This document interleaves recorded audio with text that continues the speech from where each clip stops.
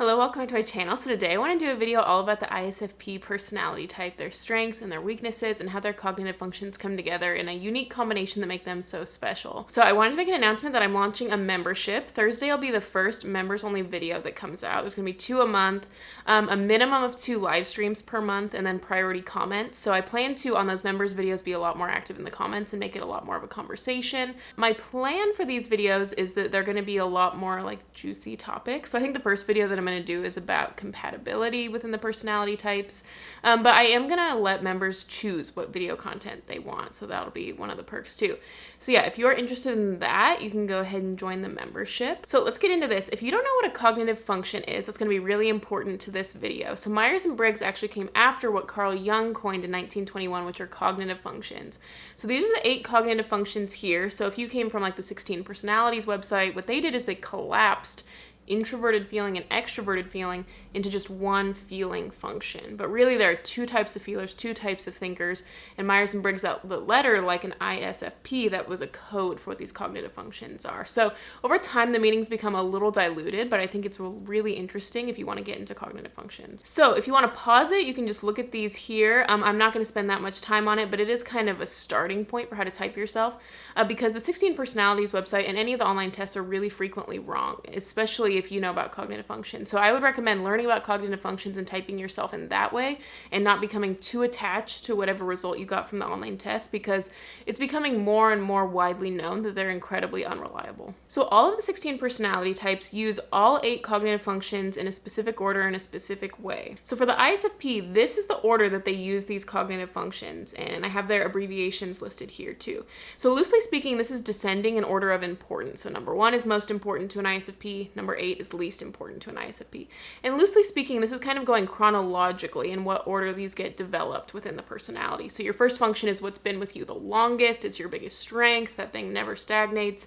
Maybe your second function gets developed teens, 20s, maybe your third function your 30s, maybe your fourth function your 40s, and so on and so forth. So it's kind of a chronological order of development and also descending in order of importance. So to add some coloring to this, your first through fourth functions are conscious and valued, and your 5th through 8th functions are not conscious and not valued. So you likely can't think of an instance of when you use this.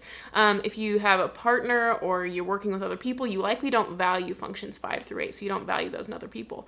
But maybe even if your 3rd and 4th functions aren't a strength in you, maybe you still pick a partner who has those strengths because it's something that you still value within society. So to add some more color to this, your 1st, 2nd, and 5th and 6th functions, the one color coded in green, are potential strengths, and 3, 4, 7, and 8 are probable weaknesses. So throughout your life, this is every likelihood of what the default state is. Kind of a caveat is about this probable weakness is that 3 and 4 can actually become strengths commonly later in life, like if you're in your 60s, but like if you're in your teens and 20s, I would just say the default is no. These are not strengths. If you think 3 and 4 are strengths within yourself, you might want to look into a different type because that is just not the default. But just because 5 and 6 are green, I want to give a caveat. I wouldn't jump into those functions just because they're potential strengths, because this is still going descending in order of importance. So I would still focus on 1, then 2, then 3, then 4. Those are still the more important than 5 and 6. So I have this underused, overused strength weakness matrix here that I'm going to get into in this video. So because the top 4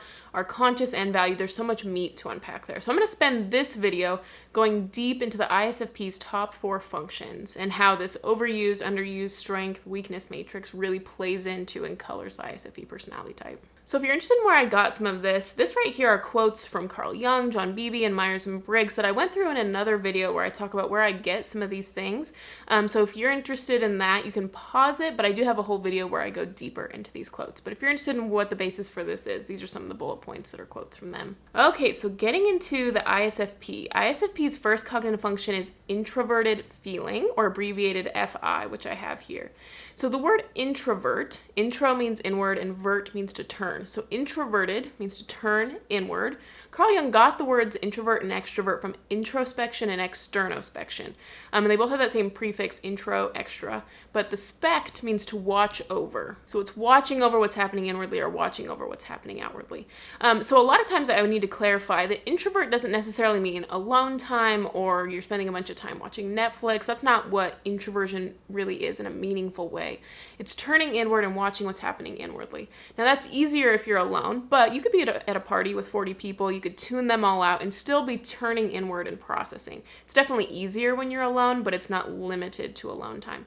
So if you turn inward, there's a lot of different things you could turn inward to, but in the case of introverted feeling, it's turning inward toward your feelings, your values, your morals, your convictions, emotions, how you feel about things. Kind of like, in your emotional gut, how do things strike you?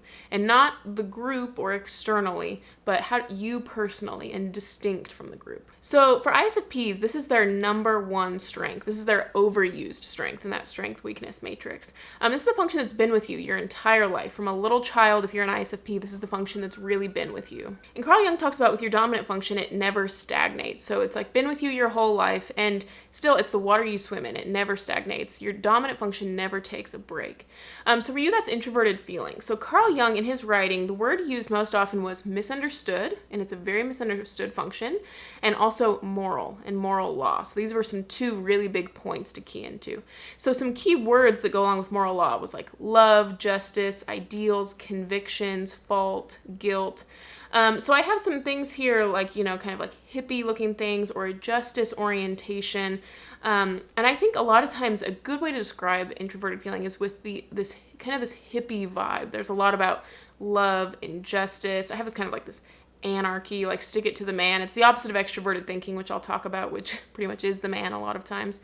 And it's seeking fault within the self, guilt within the self, having a high standard of moral perfection and constantly contrasting things from this high moral standard of perfection. So this function is misunderstood because it's really beneath the surface.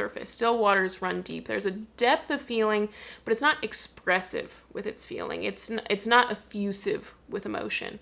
There was a big theme about introverted feeling being sensitive to brutality, kind of vulnerable, and idealistic. And this is something where this hippie thing just really comes back, the sensitive to brutality, to war. A lot of times introverted feeling gets thrown around with social justice a lot, which I do think that there is definitely an emphasis with introverted feeling on social justice. I don't really feel that the introverted feeling DOMs are like a social justice warrior. It's an introverted function. There's a lot of quotes about how it's beneath the surface. So there's not this warrior, constantly like regulating values. I see TJs doing that a lot more actually. But there is a sense of social justice. Justice is a strong word with introverted feeling. There's a lot about identity. When you think about social justice themes or issues with social justice, a lot of times things come down to identity, and that's something that's very important to introverted feeling. It's got an inner intensity, depths of feeling. A lot of times the introverted functions go deep and the extroverted functions go wide. So this is deep feeling within the self, and it goes deeper and deeper and gets entrenched.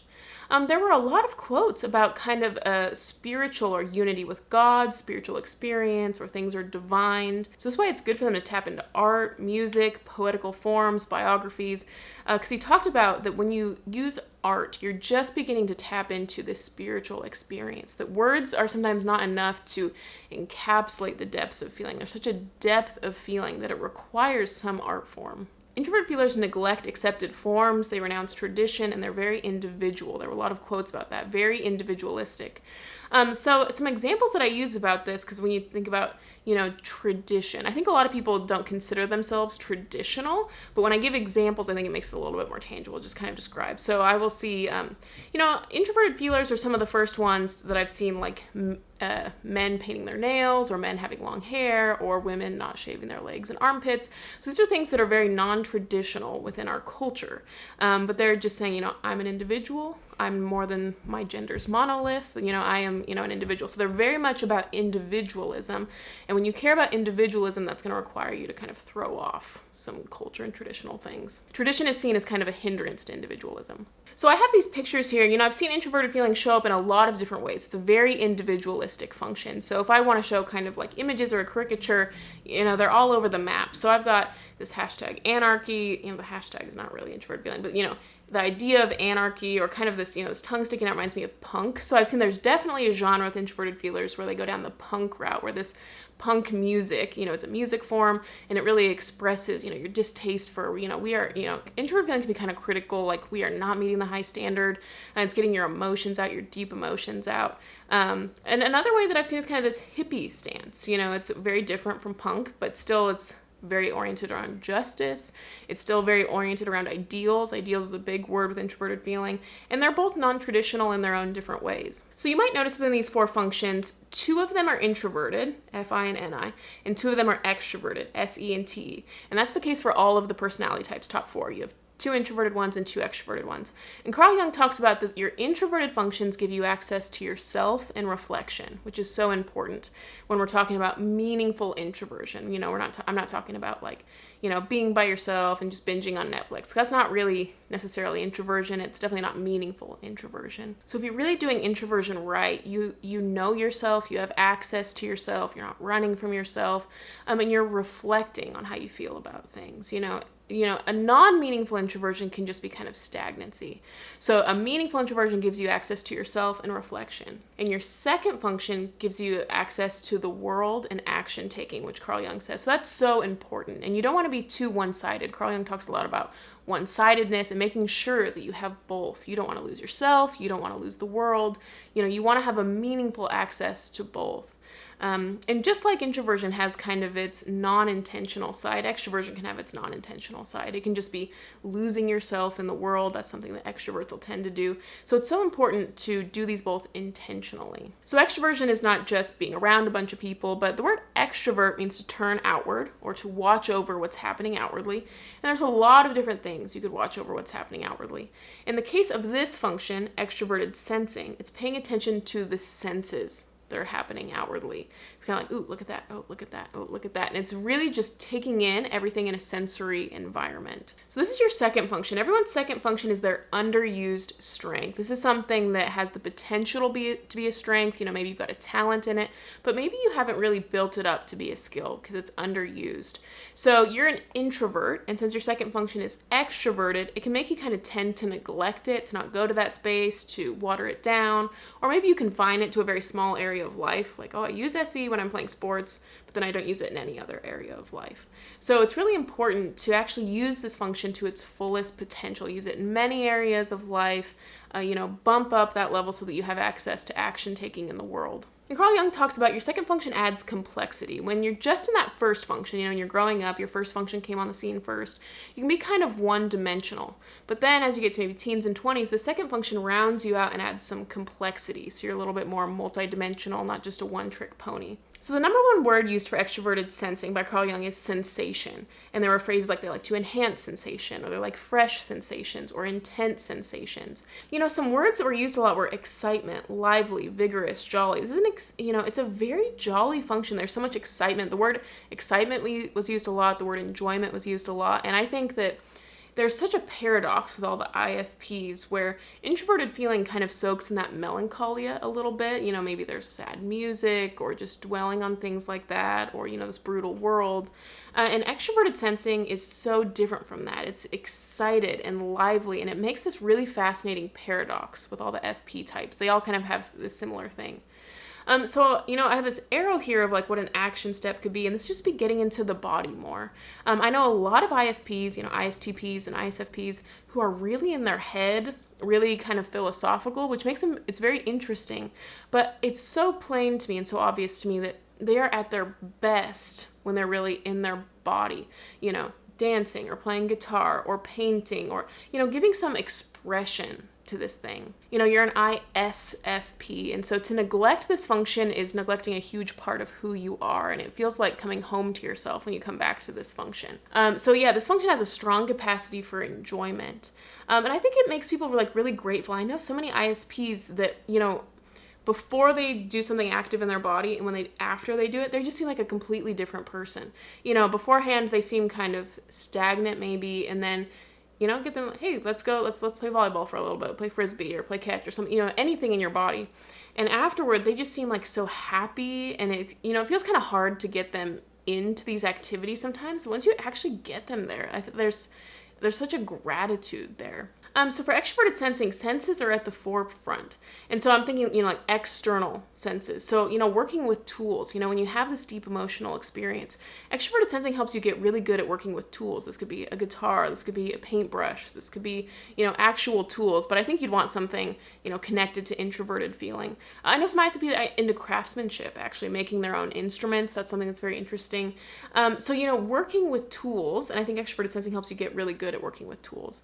Sporting equipment could be a type of tool, if we're speaking loosely. Extroverted sensing gives really fine taste and pleasure loving, very precise taste about food, clothes, music, art.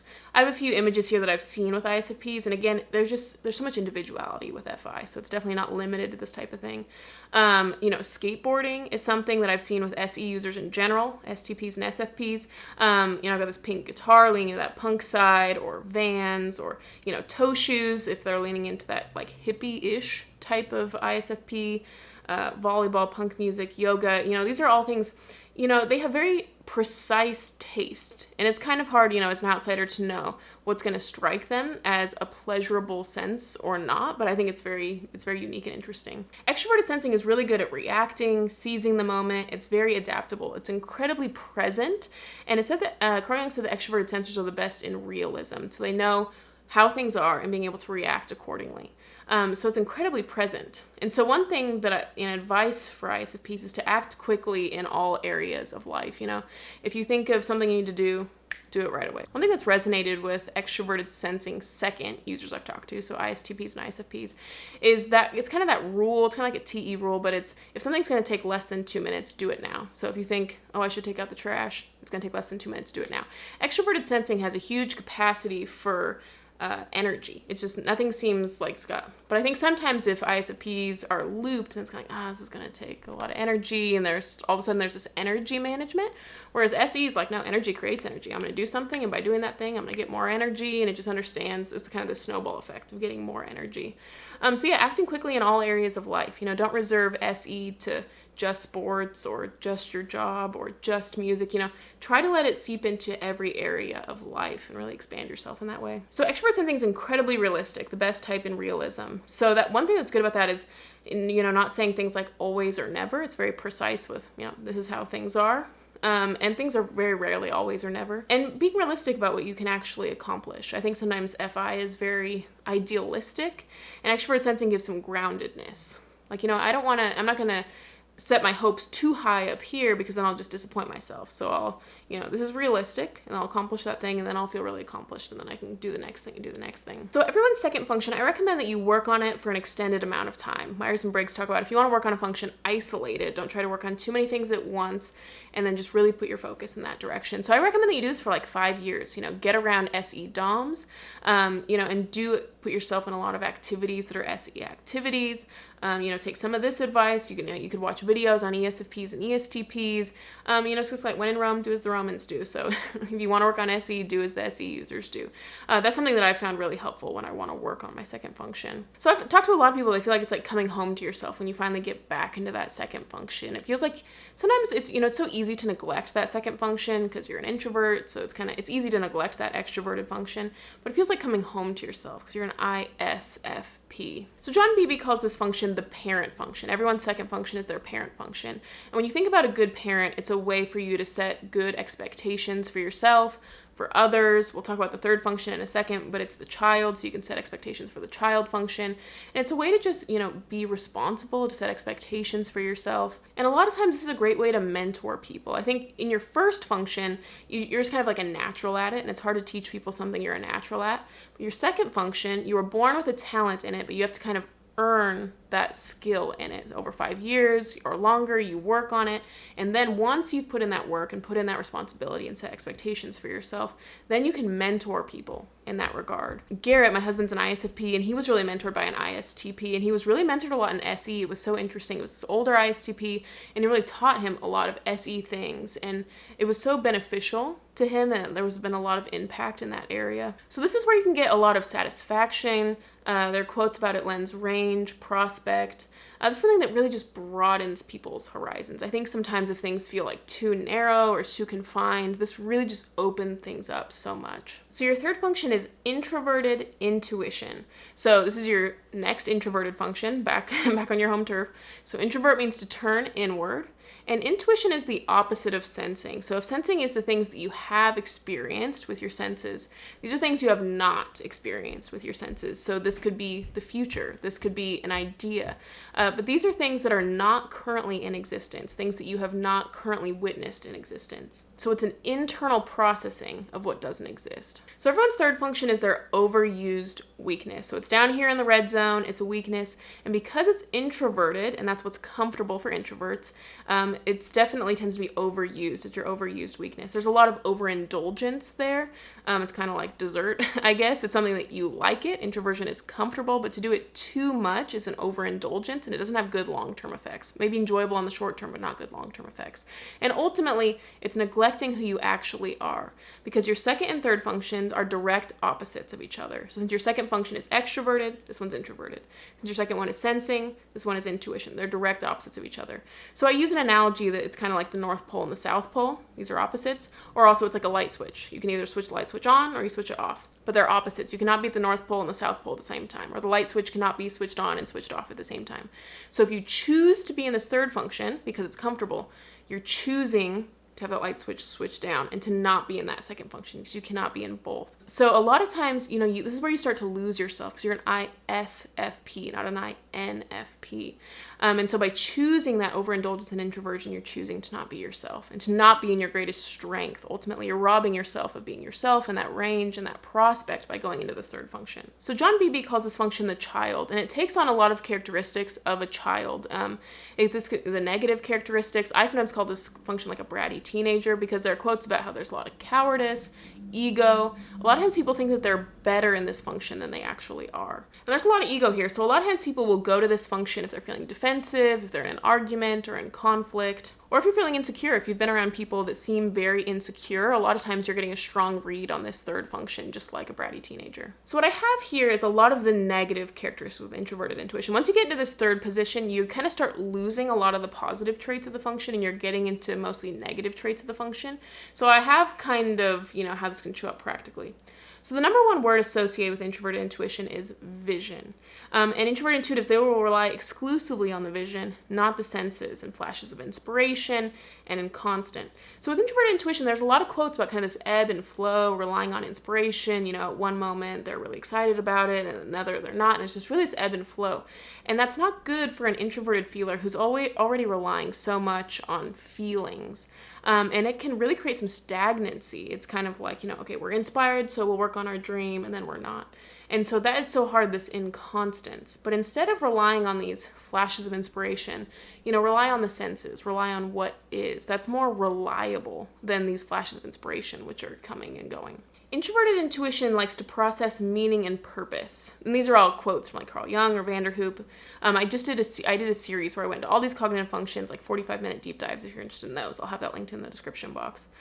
So for them, they can meditate on meaninglessness and purposelessness. So instead of, focusing on the good part of meaning and purpose, it can start to feel like everything's meaningless, nothing has a purpose, and you're really getting into the negative side of introverted intuition, as opposed to the positive side of what's meaningful and what has purpose. With introverted intuition, there's a detached, cold aloofness. And when you think about when someone's detached and it's cold, and if you loop that in with FI, which is already very oriented on its values and its feelings, it gets an overall very self-centered feel. Introversion gives you access to yourself, and if you shut off access to the world, too much just emphasis on the self just becomes so selfish. And it's good to focus on yourself when it comes to reflection. You want to be able to have meaningful insights, and reflect on things and think about things deeply. But when you cut off the world and not really thinking about others, it just really gives sometimes introverts can come off overly self-centered. With introverted intuition, the bodily existence fades from view, because it's the opposite of extroverted sensing. So the opposite of paying attention to the senses and the body, is not doing that. So sometimes, if you're in an argument or conflict, maybe they just shut down, become very nonverbal, very not in their senses. All of a sudden they just feel like there's overwhelmed. Something sensorily happened that overwhelmed them. So they're just kind of shutting off their hearing, shutting off their sight. And it's just kind of almost like this paralyzed stance, just kind of stuck. Introverted intuition, an issue with introverted intuition is because it's so detached from the senses, just kind of this idea land or the future or got this vision, it can become very difficult to communicate that thing. And when you combine that with introverted feeling, which already has a difficulty explaining the depths of its feeling, and then introverted intuition has an inability to express what they mean sometimes in absence of other functions, it can become very nonverbal. You get a lot of this, this depth inside that's not being communicated. And then it becomes difficult to feel like you're mute and you don't know how to express things. I've got this person down here that's kind of like mute. And kind of this inability to move, that shutdownness that I talked about. On the bottom left, I've got this person procrastinating. It's very stagnant. Okay, I'll sit here and read a book. I'll sit here on my phone or, anything but actually be in my body and move the needle. I've got this person who's kind of like walking into the void. It seems kind of scary. It's like this fear of the unknown, and the future starts to feel meaninglessness and purposelessness, and just, everything starts to feel very like nebulous and scary. Introverted intuition has a lot of self-will, obstinacy, can be kind of moody, stubborn, arrogant, resisting things on principle. So this FI-NI loop, there's so much self-orientedness. FI has these very specific ideals that it wants to go down. NI has this very specific path that it wants to go down, and it can become very stubborn, arrogant, resisting on principle. SE, in contrast, is incredibly adaptable. So when you think about, the opposite of being adaptable is being not adaptable, incredibly stubborn. So we talk about NI being kind of arrogant. SE is a lot more realistic. It's the best type with realism, not valuing yourself too highly, not highly enough, just right, seeing things realistically. And I think that's what everyone wishes they were. I feel like everyone kind of wishes that they, saw things how they actually are. And that's what extroverted sensing gives you, a realism with how things actually are. So there are quotes about how introverted intuition sees things in like a clear outline of events and the event that actually transpires the future. When you get this down in the red zone, as opposed to having this optimistic view of the future and kind of this hopefulness and purpose and things are meaningful, I've noticed that NI third will start seeing this bad snowball. This is going to happen, and this is going to happen, this is going to happen, this is going to happen. They have this clear outline, but it's these negative events. And the further it goes, the more this becomes. And this can be fear. A lot of times it's fear-based, in your third function. A lot of times there's a lot of fear here and cowardice. And so it's, this can happen, this can happen, this can happen. And just the whole future is meaninglessness and scary. So people are in their third function so much so that a lot of people think that their third function is their dominant function. So what it's best to do is allow the second function to parent this third function, because your third function is the child, and children are not all bad at all. The bratty teenagers are not all bad, but they shouldn't be in charge. And it's really a mistake to allow the child to parent the parent. It really has to be the other way around. The third function has to subordinate itself to the second function. So SE can parent NI and say, we'll use you, it'll help us read philosophical books. Okay, we like that. That's helpful. Or it'll help me do this for the future. But I'm not going to use you NI if it's going to make me meditate on meaninglessness or purposelessness. Let's look at what actually is. Or I'm not going to use you if you're going to make me paralyzed and mute and my body's going to fade from view and then I can't have meaningful conversations with people. I'm going to be present and I'm going to be in my body and I'm going to speak. One thing that I think is a practical application of this is that I'm of the opinion that if people are involuntarily single, so if they're single and they don't want to be, a lot of times it's from an overemphasis on this third function, because you want a mature partner. I think you want to be a mature person, and this third function is what is taking maturity from people. So the second function gives you a lot of maturity and range and satisfaction. So if I were you, I would really focus on getting the ratio of these properly in check. And since that second function is a strength and the third function is a weakness, and you have to pick, because it's like a light switch, choose to flip that light switch up into this green zone way more often than not, then you're in this red zone. Sometimes it offers good things, like an interest in philosophy, for example, but the vast majority of the time, it's really contributing this negative undercurrent and this improper ratio of introversion to extroversion, self and world. Okay, so your fourth function is extraverted thinking. This is your underused weakness. So this is something that the reason it's a weakness is not because it's actually that bad, but it's because you don't use it enough. It tends to be completely absent from people's personality. So your fourth function is the direct opposite from your first function. Since your first function is introverted, this one's extroverted. Since your first function is feeling, this one is thinking. So extroverted thinking is your fourth function. And once again, this is like a light switch situation. You have to choose. Do you want to be in your first function or your fourth function, because they're direct opposites. So since your first function has been with you the longest, it basically never stagnates, it's who you feel like you are, that light switch is almost always flipped up as a default. And people have the belief that my first function and my first function only will get me what my first function wants. So what I like and what I like only will get me more of what I like. Or thinking about morals and thinking about morals only will help me be more moral. But a lot of times, it's not the tool for every job. As an ISFP, it's a tool for most jobs, but not all jobs. So like in the case of this, doing what I like and doing what I like only will get me more of what I like. My husband has had, kind of the difficult, realization. He had this belief that I'm only going to do what I like. So I want to be a musician. I'm not going to go to college. I don't want to do what I don't like. And by doing that, I'll get what I like. But actually, in the temporary of being a successful musician and then where you are now, you have to make money somehow. So he ended up having to get so many of these jobs that he didn't like, manual labor jobs. So by having this this ethic of, I'm not going to go to college because that's not what I like.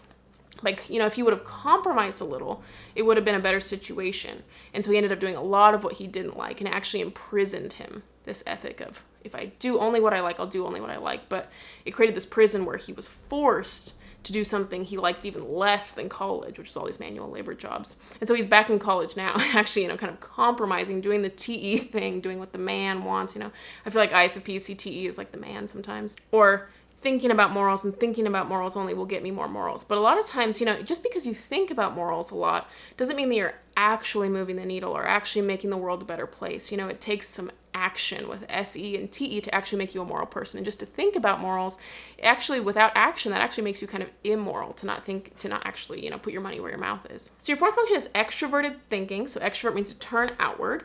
But in this case, instead of watching over the senses, like extroverted sensing, it's watching over the thoughts, the logical criteria. What things are happening logically out here. So the number one word that Carl Jung used was system. So it's paying attention to the systems outwardly, systematic purpose. This could be, like quarter two goals or goals, results, outcomes. That's something that's really important. The schedule, the timetables, the plan. These are things that are very TE oriented. So this function, John Beebe calls people's inferiority complex. And it's not a strength, but it's not as bad as we think it is. It really is a complex, and it feels kind of vulnerable to go to this function. It feels vulnerable to do something that we feel like we're not good at. It's the opposite of who we are, what we feel like we are good at.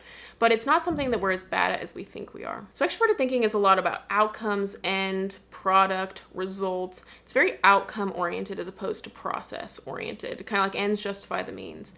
So for ISFPs, kind of an action step is setting career aspirations, career outcomes, career product, career results, and actually taking steps to get there. Setting, okay, at the end of the year, I want to be at this spot. So my quarter 3 goal is this, my quarter 2 goal is this, my quarter 1 goal is this, which means my January goal is this, really setting outcomes and continuing on that path. And you don't want to become a TE user, but you do just want to sprinkle some of this into your personality. There are a lot of quotes about TE about caring a lot about influence, being very ambitious or impressive activities.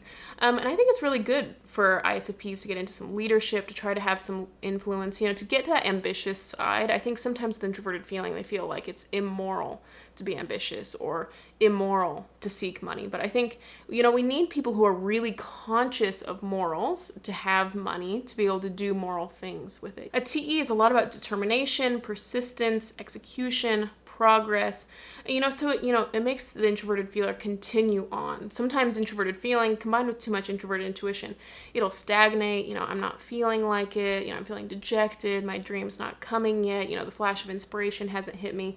But you got to continue on with that persistence, regardless of how you're feeling, regardless of the flash of inspiration. Because a lot of artists, I've read a lot of artists who I think are, FI DOMs based on reading how they talk about.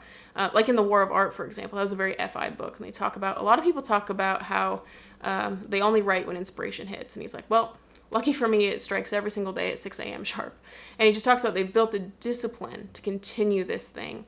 And it's kind of this short term, I don't feel like writing, but I'm going to do it anyways, for the long-term actual happiness. So it's kind of this sprinkling in some of this.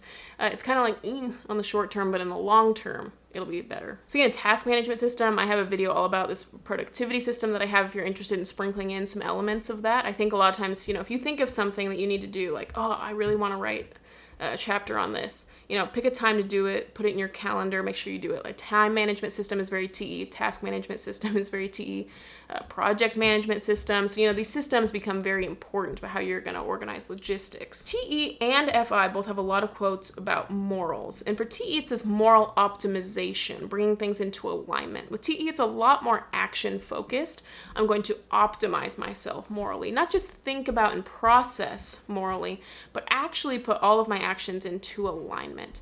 Do I think it's moral to do this thing? Okay, then I'm actually going to do it. I'm not just going to think about it. Or do I think it's not moral to do this thing? Then I'm not going to do it. So it's, actually making sure that if there are causes that you care about, actually doing something, getting in leadership, maybe volunteering your time, putting some resources toward that thing, whether it be time or money, and not just reflecting on the thing. So TE is very authoritative, very decisive. It likes to be the leader or the organizer. So once again, I have this leadership, put your money where your mouth is. So I think that ISFPs do well in leadership. It's a very non-traditional style of leadership, I would say, but it's still very impactful nonetheless. So a lot of times what I see with the fourth function is that it's completely absent in people's life as the default, because it's the opposite of who you feel like you are. But then something will happen and it spikes, and then you go back to just being none. So that's called the grip, when you're not consciously trying to be in this function and it just spikes really high to the point where it's almost like a dominant. For a very short time, it's almost like you're a TE dom. And so this can be like a little bit too much control over things, or too much control of the schedule, or too bossy. This is kind of a very childlike function. It can be kind of bossy. So what you want to do is, instead of this oscillation of absent and this huge spike, just sprinkle it in and raise it a little bit more. And so then it's more constant, because it's kind of like a baby. It will scream at you. It's like, okay, the baby's not going to be the head of the household, but the baby does have needs, and then it's going to start screaming and crying. So you want to make sure you sprinkle it in, keep the baby fed, keep maintenance on this thing. It's your fourth function. A lot of people just want to set it and forget it, but it's like a baby. You're going to have to continue feeding it. You have to continue changing its diaper. As much as this is not an interesting function to people, this is something that you still have to keep maintenance in. I think it provides a very interesting flavor to ISFPs. I've heard that you don't really know someone until you know their fourth function. Like maybe you're first introduced to their first or second function, maybe then their third function, but it takes a while before you meet someone's fourth function, because they kind of keep it in the background. So I think it's a really interesting flavor when you see them at a board meeting, actually. You see the different sides of them. Their philosophy will come out, or, the logistics of how things should be done.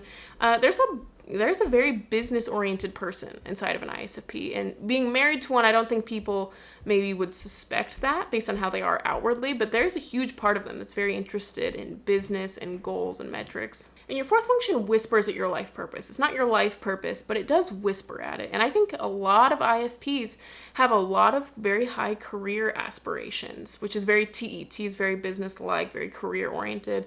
Now, it's not in the, the suit jacket type of, TE doms tend to be, maybe they have a high career aspiration. They want to be a musician. They want to be an author. And this TE is what's whispering at that, this high career aspiration. And so I think, if TE is giving you this high career aspiration, TE is the tool, one of the tools to help you get there. So it's not just my first function only will get me what my first function wants, but it's all four of these used in appropriate ways at the appropriate time will get you what your first function wants. So it's something where I think you can have so much range and prospect when you work on that second function for an extended amount of time, and then when you've worked on that for like 5 years, then move into your fourth function and sprinkle that in, work on that for a couple years. So if you're interested, I'm starting my membership on Thursday. I think that's tomorrow when this video is coming out. So if you want to join that, get some more juicy video topics. Also, if you want to know all the videos that I've done about ISFPs, I will have my ISFP playlist linked down in the description box, as well as my cognitive function playlist, which goes in depth about all of these cognitive functions from quotes about Carl Jung and Vanderhoop, Myers and Briggs. So yeah, thanks so much for watching. Bye.